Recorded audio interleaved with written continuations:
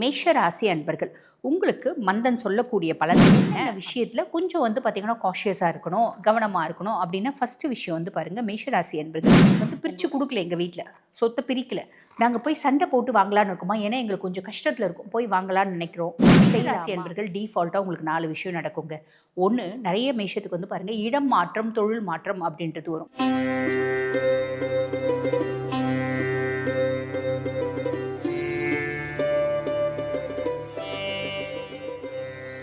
ஜோதிட யுகம் நேயர்களுக்கு வணக்கம். நான் டாக்டர் தீபா அர்லாலன். இன்னைக்கு நம்ம என்ன டாபிக் பற்றி டிஸ்கஸ் பண்ண போகிறோம் அப்படின்னா, பொதுவாக பாருங்கள், இந்த வருட பலன்கள் அப்படின்றது சொல்கிறாங்க இல்லையா, 2026 எப்படி இருக்கும், அதுக்கான பலன் என்ன, ஒவ்வொரு ராசிக்கும் என்னென்ன மாதிரி நல்லது நடக்கும், இப்படி பல விஷயம் நாங்கள் சொல்கிறது உண்டு. இதே மாதிரி பார்த்திங்கன்னா இது சமீபத்தில் வந்தது. ஜார்ஜியன் கேலண்டர் ஃபாலோ பண்ணி எல்லாரும் பார்த்திங்கன்னா 2026 அப்படின்ற மாதிரி பலன்களை நாங்கள் சொல்லிட்டு வரோம். நானே நிறைய பதிவுகள் சொல்லியிருக்கேன். ஆனால் இது பாருங்கள், இதுக்கு முன்னாடி ஒரு விஷயம் பார்த்திங்கன்னா நம்ம நாட்டில் தொன்று இருந்துச்சு. அது என்ன அப்படின்னா, சூரியன் மகர ராசியில் பிரவேசிக்கும் காலம். இதை பார்த்திங்கன்னா மகர சங்கராந்தி அப்படிம்பாங்க. பொங்கல் அன்னைக்கு அந்த மகர சங்கராந்தி நாள் அதுக்குன்னே பார்த்திங்கன்னா ஒரு புருஷன் இருக்கான், மகர சங்கராந்தி புருஷன். அந்த மகர சங்கராந்தி புருஷன் எந்த வாகனத்தில் வரான், இந்த முறை பார்த்திங்கன்னா புலி வாகனத்தில் எழுந்தருளியிருக்கான். என்ன ஆயுதம் ஏந்தி வரான், கொடை எடுத்துகிட்டு வரானா, என்ன ஆபரணங்கள் போட்டு வரான். இந்த முறை பாருங்க, வைடூரியத்தை ஆபரணமாக தரிச்சிருக்கா. அப்போ பீடை ஆக அவன் என்ன மாதிரி ரூபம் கொண்டு வரான், எந்த திக்குலேருந்து வரான் அப்படின்றத பொறுத்து, எந்த நட்சத்திரத்தில் வரான், எந்த ராசியில் வரான், இப்படி அதை பொறுத்து பார்த்திங்கன்னா பலன்கள் அப்படின்னு சொல்கிறது உண்டு. அந்த விதத்தில் பார்த்திங்கன்னா பொதுவான பலன்களும் கொடுக்கப்பட்டிருக்கு, ஒவ்வொரு ராசிக்கான பலன்களும் கொடுக்கப்பட்டிருக்கு. பொதுவான பலன்கள் என்ன அப்படின்னா, மழை அதிகமாக இருக்குமோ போன வருஷம் மாதிரி இந்த வருஷமும். தானியங்கள், நெல், கோதுமை, பருப்பு வகைகள் இதெல்லாம் நல்ல விளைச்சல் இருக்கும் அப்படின்னு கொடுத்துருக்காங்க. பசு பால் நாசம் அப்படின்னு கொடுத்துருக்காங்க. அதே மாதிரி பார்த்திங்கன்னா ஆன்மீகவாதிகளுக்கு பெருசாக பாருங்கள், நான் தான் அம்பிகை, நான் தான் ஈசன் சொல்லிட்டுலாம் நிறைய பேர் தெரியுறாங்க பார்த்தீங்களா, அவங்களுக்குலாம் பெரிய கண்டம் இருக்குது அப்படின்னு சொல்லியிருக்காங்க. அதே மாதிரி பார்த்திங்கன்னா சனி, ஐயப்பன், கால பைரவர், தர்மசாஸ்தா இந்த மாதிரி கடவுள்களோட வழிபாடு அதிகமாகும். ஆன்மீகத்தில் மக்களுக்கு நாட்டம் அதிகரிக்கும். நிலம், வீடு, கட்டுமான துறையில் இருக்கவங்களுக்கு வளர்ச்சி அப்படின்னு கொடுத்துருக்காங்க அப்படின்னு சொல்லியிருக்காரு மந்தன். அதே மாதிரி குளிர்காய்ச்சல், மூட்டு வலி, முதியவர்களுக்கு உடல் நலத்தில் ரொம்ப பார்த்திங்கன்னா பிரச்சனை, இதெல்லாம் வரத்துக்கு வாய்ப்பு உண்டு. இதுவும் மந்தன் சொல்லக்கூடிய ஒரு பலன்கள் அப்படின்னு சொல்லலாம். அதே மாதிரி உலக நிகழ்வுகள் அப்படின்னு சொல்லும்போது நிலநடுக்கம், நிலச்சரிவு, மலை சார்ந்த இடங்கள் பாதிப்பு. மலை சார்ந்த இடத்துல பார்த்திங்கன்னா நிலநடுக்கம் வரத்துக்கு, அங்கே பிரச்சனை வரத்துக்கான நிறைய வாய்ப்பு இருக்குது அப்படிங்கிறாரு. கடல் காற்று தொடர்பான பாதிப்புகள், தீ விபத்துகள், இந்த மாதிரி நிறைய விஷயம் சொல்லியிருக்காங்க. அதே மாதிரி பாருங்கள், அரசியலில் பெரிய மாற்றம் நிகழும். ஆக இந்த மாதிரி நிறைய பலன்கள் இருக்குது. இது பொதுவான பலன்கள். இப்போ உங்கள் ராசிக்கு என்ன மாதிரி பலன்கள் மந்தன் சொல்லியிருக்காரு, சட்டுன்னு பார்த்துடலாம் வாங்க. மேஷ ராசி அன்பர்கள், உங்களுக்கு மந்தன் சொல்லக்கூடிய பலன்கள் என்ன அப்படின்னா, உழைப்பால் உயர்வு அப்படின்றது இந்த வருஷம் உண்டு. எந்த அளவுக்கு ஹார்ட் ஒர்க் பண்ணுறீங்களோ அந்த அளவுக்கு வாழ்க்கையில் ஜெயிப்பீங்க அப்படின்னு சொல்கிறாரு. அதே மாதிரி பார்த்திங்கன்னா வேலைகளில் பொறுப்புகள் அதிகரிக்கும் அப்படிங்கிறாங்க.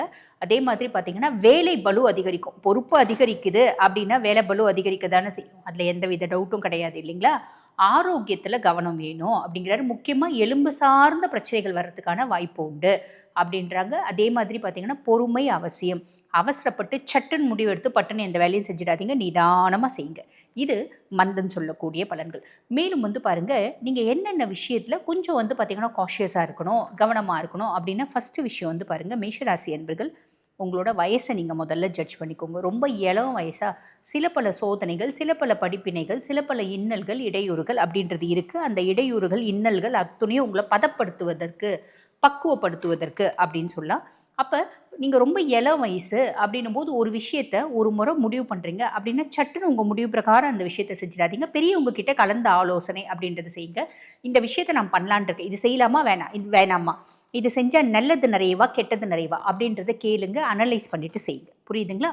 இப்போ மத்தியம வயசு மேஷராசி அன்பர்களாக இருக்கீங்க அப்படின்னா ஒன்றும் பிரச்சனை இல்லை. எந்த அளவுக்கு வாழ்க்கையில் பார்த்திங்கன்னா ஹார்ட் ஒர்க் அப்படின்றத பண்ணுறீங்களோ அந்த அளவுக்கு வாழ்க்கையில் முன்னேறுவீங்க. இதில் எந்த விதமான சந்தேகமும் இல்லை. ரொம்ப முதிய வயசு மேஷராசி அன்பர்கள், இப்போ 60+, 70+ அப்படின்னு வயசு இருக்குது அப்படின்னா ஆரோக்கியத்தில் கவனம் இருந்துக்கோங்க. ஆரோக்கியத்துலேயும் முக்கியமாக என்ன மாதிரி ஆரோக்கிய குறைபாடுகள் வரும் அப்படின்றது மந்தன் சொல்லியிருக்காரு, அதில் கவனமாக இருந்துக்கோங்க. பொதுவாக பாருங்கள், இந்த ஒரு வருடமும் அடுத்த மகர சங்கராந்தி வரைக்குமே உங்களோட வேலையில் மட்டும் நீங்கள் கவனமாக இருக்கீங்க. என் கடமை பணி செய்து கிடப்பதே அப்படின்ற மாதிரி நீங்கள் பாட்டுன்னு வேலை செஞ்சிட்ருக்கீங்க அப்படின்னா எந்த விதமான இடையூறும் கிடையாது. நீங்கள் செய்யக்கூடிய தொழில் நல்ல நல்ல வந்து பார்த்திங்கன்னா வளரும். ஆக லாபமும் பெருக்கும். அதில் சந்தேகம் வேண்டாம். சரிங்களா? அடுத்து வந்து பாருங்கள், உங்களுக்கு இப்போ உங்களோட குழந்தைங்க இருக்காங்க அப்படின்னும் போது இந்த காலகட்டம் உங்களுக்கு எப்படி தோணும் அப்படின்னா, எனக்கும் என்னுடைய குழந்தைக்குமான இடைவெளி அதிகமாகுதுங்க அப்படின்னு தோணும். நான் வந்து பாருங்கள், பிள்ளைன்னா எனக்கு உயிர். பிள்ளைக்காக தான் வந்து பார்த்திங்கன்னா நான் பெரிய லெவலில் கடன் வாங்குறேன், எல்லாம் செய்கிறேன். பிள்ளைங்களுக்காக தான் காலையிலேருந்து ராத்திரி வரைக்கும் வேலை செய்கிறேன். ஆனால் இந்த காலகட்டம் என்னமோ என் பிள்ளைக்கும் எனக்குமான இடைவெளி அதிகமாகிடுச்சு. ஒரே வீட்டில் தான் இருக்க பிள்ளை, என் கூட நிறைய நேரத்தை ஸ்பெண்ட் பண்ண மாட்டேங்குது. ஒன்றாவே இருந்து ஒன்றாவே சாப்பிட்டா கூட இப்போ பிள்ளைங்க எல்லாருமே ஃபோனோட தான் இருக்காங்க, அது வேறு. ஆக ஃபோனோடவே இருக்குது, வேறு ஏதோ நினைப்போடு இருக்குது. எனக்கும் அவனுக்குமான இடைவெளி, எனக்கும் என் மகளுக்குமான இடைவெளி அதிகமாகுது அப்படின்னு தோணும். இது நல்லதா கெட்டதா அப்படின்னா ஒரு விதத்தில் நல்லது தாங்க. அவங்களுக்கும் அவங்களுக்கான ஸ்பேஸ் அப்படின்றத கொடுங்க.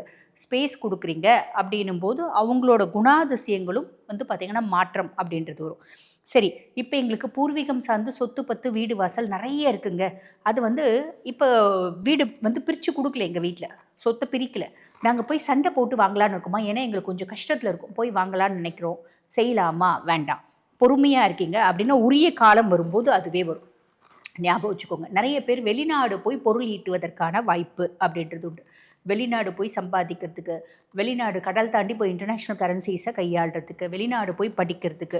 படிக்க போனாலே அங்கே சம்பாதிக்கிற விஷயமும் செய்தான் செய்கிறாங்க. இப்போ நம்ம நாடு மாதிரி கிடையாது. படிக்க போனாலும் ஈவினிங் பார்ட் டைம்லாம் செய்கிறாங்க பார்த்தீங்களா? அந்த மாதிரி பிராப்தம் நிறைய மேஷராசி அன்பர்களுக்கு உண்டு அப்படின்றத ஞாபகம் வச்சுக்கோங்க. உங்களோட மூத்த சகோதர சகோதரிகள் கிட்ட ஒரு விதமான மனஸ்தாபம் வரத்துக்குமான வாய்ப்பு உண்டு.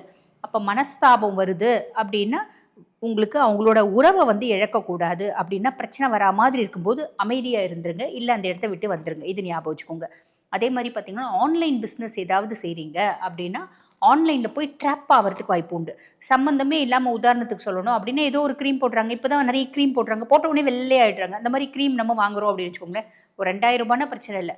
நம்ம வாங்க போனால் சம்மந்தமே இல்லாமல் வந்து பார்த்திங்கன்னா சாதாரண டம்மி க்ரீமு, அது மேலே லேபிள் இருக்காது, ஒன்றும் இருக்காது, அந்த மாதிரி அமைச்சு வைப்பாங்க. இந்த மாதிரி சின்ன லெவலில் ஏமாறுறது பிரச்சனை இல்லை, அதுவும் உஷாராக இருங்க.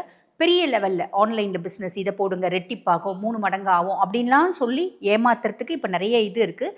நிறைய என்ன சொல்கிறது, நிறைய பிளாட்ஃபார்ம்ஸ் இருக்குது. அந்த பிளாட்ஃபார்ம்ஸில் நீங்கள் போய் ஏமாறுறதுக்கான வாய்ப்பும் இருக்குது. ஸோ அதில் கவனம் அப்படின்றது ஞாபகம் வச்சுக்கோங்க. மேஷராசி அன்பர்கள் டிஃபால்ட்டாக உங்களுக்கு 4 விஷயம் நடக்குங்க. ஒன்று, நிறைய மேஷத்துக்கு வந்து பாருங்கள், இடம் மாற்றம், தொழில் மாற்றம் அப்படின்றது வரும். தொழில் மாற்றம் வருது அப்படின்னா அனலைஸ் பண்ணுங்கள். அந்த தொழில் மாற்றம் சம்மந்தமே இல்லாத தொழில் மாற்றமாக இருக்கும். இப்போ உதாரணத்துக்கு நீங்கள் ஒரு நல்ல டாக்டர், ப்ராக்டிசிங் டாக்டராக இருக்கீங்க அப்படின்னா உங்களோட பேஷன் இருக்கலாம் ஃபேஷன் டிசைனிங். அந்த ஃபேஷன் டிசைனிங் நீங்கள் இப்போ வந்து ப்ரொஃபஷனாக எடுத்து செய்கிற மாதிரி இருக்கும். உங்களோட பேஷனை நீங்கள் ப்ரொஃபஷனாக எடுத்து செய்கிற மாதிரி ஒரு அமைப்பு வரும். செய்யணும் அப்படின்னு முடிவு பண்ணுறீங்க அப்படின்னா அனலைஸ் பண்ணிவிட்டு செய்யுங்க. செய்யக்கூடாது அப்படின்ற விஷயம்லாம் இல்லை. ஓகேங்களா? அதே மாதிரி பாருங்கள், அம்மானோட சப்போர்ட் அப்படின்றது பரிபூர்ணமாக கிடைக்கும் நிறைய பேருக்கு. டிஃபால்ட்டாக அவங்களோட கம்ஃபர்ட் ஜோன் அப்படின்றது அதிகமாக இருக்கும். நான் வந்து பாருங்கள், இவ்வளோ நாள் வந்து ஆஃபீஸ்க்கு 2 வீலர் போயிருந்தேன் அப்படின்னா இப்போ கார் வாங்குறது, இப்போ என்னோடய வசதியும் வாய்ப்பும் கொஞ்சம் அதிகமாகிடுச்சுங்க அப்படின்னு நீங்களே நினைக்கிற மாதிரி ஒரு அமைப்பு அப்படின்றது உண்டு. அதே மாதிரி பாருங்கள், உங்களோட தைரியமும் தன்னம்பிக்கையும் அதிகமாகும். சின்ன சின்ன லெவலில் வெளியூருக்கு போகிறது, ஒரு டூர் போகிறது, அஃபிஷியலி ஒரு டூர் போகிறது, இந்த மாதிரி விஷயம் இருக்கும். இன்பில்ட்டாகவே என்னோடய நாலேஜ் ரொம்ப அதிகமாக இருக்குங்க அப்படின்ற மாதிரி இருக்கும். பொதுவாகவே நாலேஜ் அதிகமாக இருக்குது அப்படின்னாலே நம்மளோட தைரியம் அதிகமாகும். தைரியம் அதிகமாகுது அப்படின்னாலே தன்னம்பிக்கை அதிகமாகும். தன்னம்பிக்கை அதிகமாகுது அப்படின்னாலே நம்ம செய்யக்கூடிய வேலையில் சக்ஸஸ் அப்படின்ற டெஸ்டினி அடைஞ்சிடும். ஸோ இந்த மாதிரி ஒரு விஷயம் உண்டு. ரொம்ப இளம் வயசு மேஷராசி அன்பர்களுக்கு மட்டும் சின்ன சின்ன இடையூறுகள், அப்டக்கிள்ஸ் அதெல்லாம் வரும். அந்த அப்டக்கிள்ஸை தாண்டி சக்ஸஸ் அப்படின்றது வரும். அப்டக்கிள்ஸ் வருது அப்படின்னும் போது ஒரு முறை ட்ரை பண்ணி தோல்வியை ஒத்துக்காதீங்க. ஒரு முறைக்கு 4 முறை ட்ரை பண்ணுறீங்க அப்படின்னா சக்ஸஸ் அப்படின்றது வந்துடும். புரியுதுங்களா?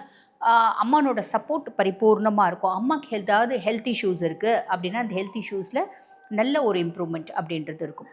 ஆக மேஷராசி அன்பர்கள் உழைப்பே உயர்வு, அதுதான் வந்து பார்த்திங்கன்னா மந்தன் உங்களுக்கு சொல்லக்கூடிய கருத்து. ப்ராப்பராக யூட்டிலைஸ் பண்ணிக்கிறீங்க அப்படின்னா இந்த வருடம் உங்களுக்கு நல்லது நடக்கும், நல்லது மட்டுமே நடக்கும். வாழ்த்துக்கள். இப்போ நான் சொன்னது வந்து பாருங்கள், உங்கள் ராசிக்கான பொதுவான பலன் இல்லைம்மா. எங்கள் சுய ஜாதகம் என்ன மாதிரி பலன்களை சொல்லுது அதையும் தெரிஞ்சுக்கணும். என்ன தசை நடக்குது, தசநாதன் வலுவாக இருக்கானா, இந்த காலகட்டத்தில் நாங்கள் சில முக்கியமான விஷயங்களை செய்யலான் இருக்கோம். வீடு கட்டலான் இருக்கோம், பிள்ளைங்களுக்கு திருமண வரன் பார்க்கலான் இருக்கோம், இல்லை நாங்களே இளம் வயசு எங்களுக்கு திருமணம் வந்து பார்த்திங்கன்னா வரன் தேடி கூடி வருமா அப்படின்னு பார்க்கலான் இருக்கோம். அதே மாதிரி குழந்தைங்களை வெளிநாடு அமைச்சு படிக்க வைக்கலான் இருக்கோம். ஒரு சொத்து பிரச்சனை இருக்குது, அதுக்கு முடிவு வருமானு பார்க்கலான் இருக்கோம். இப்படி பல கேள்விகளுக்கு வந்து பாருங்கள் உங்கள் சுய ஜாதகம் தான் தீர்வு. உங்கள் சுய ஜாதகத்தை பார்த்தா இது நடக்கும், நடக்காது, காத்துன்ட்ருக்கணும், இல்லை கிடைக்கவே கிடைக்காது, இப்படி பல பதில்கள் அப்படின்றது வரும். ஆக இந்த பதிவை பார்த்துட்டு இருக்கோங்க, எங்களோட சுய ஜாதகத்தை பார்க்கணும் அப்படின்னு விருப்பப்படுறீங்கன்னா நான் பேசிகிட்டு இருக்கும்போதே எங்களோட வாட்ஸ்அப் நம்பர் கொடுத்துருப்பாங்க. அந்த வாட்ஸ்அப் நம்பருக்கு கால் பண்ணி அப்பாயின்மெண்ட் ஃபிக்ஸ் பண்ணி என்கிட்ட பேசிக்கலாம். தேங்க்யூ.